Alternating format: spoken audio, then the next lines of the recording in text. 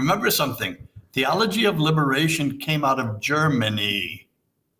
It did not come out of Latin America. It came out of Germany. This is a whole political religious thesis that was born out of Germany. The Germans are very fond of creating things and then sending them to other places to be experimented upon. Well, Father, there's a book called Disinformation written by Ron Wilczek and this Romanian KGB defector by the name of Lieutenant General Pasipa.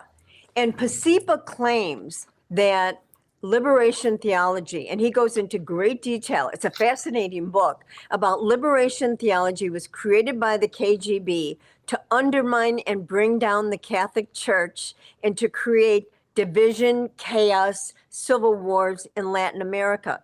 And they literally sent people into Latin America, and it became their project of liberation theology became wildly successful. They implanted it both in the Catholic Church primarily, but also in the evangelical churches and the World Council of Churches. And so this was in the, I think, Father, you'd correct me, 1970s or so, and it took off. And it Liberation Theology, the book Liberation Theology by Gustavo Gutierrez came out in 1971. Gustavo Gutierrez came to the Mexican College, I believe in 1973 or 1974, and gave a conference there. He was the one who mentioned that philosophically, the philosophical base of theology of liberation was German. That's why I'm repeating it. I remember being a little bit taken aback by that. Well, because I thought it was coming. It was organically coming out of Latin America. No. It was no. Well, and I also think they're very sensitive. The liberation theologians are very sensitive about this allegation that has now been proven that it was fomented, created, and implanted in Latin America by the Soviets. So they want to disabuse anybody of that notion that this is a Soviet propaganda movement to undermine Christianity. And, Pasipa's book is very detailed about the propaganda of liberation theology and how wildly successful it was. Well, it certainly was successful. Look, what's happening right now, the reaction right now, you're not hearing completely because the cardinals are not speaking. Many bishops are not speaking. It is wrong to interpret that as them being in agreement with what's happening. I believe the majority are not in agreement. I believe this is being done by a minority. And I think you're going to see that in the next conclave. However, he did not present himself. He was not forthright in his presentation of himself, to be sure.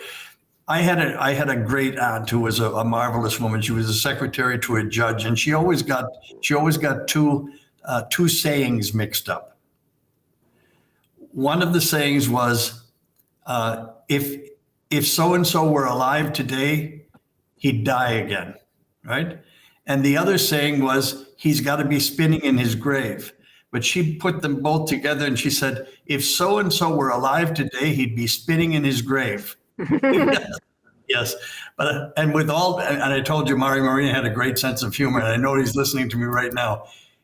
Mario Marini would be spinning in his grave right now if he saw the reality of this. He already, before he died, doubted. He doubted even then. But if he would see this reality, this would be outrageous. Yeah. And in a way,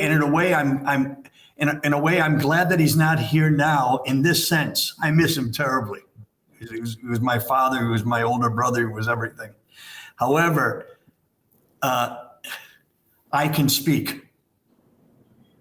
He couldn't speak. Even if this was happening right now, he would work to finish it, but he wouldn't be able to speak. These things had to be known, and I battled with it.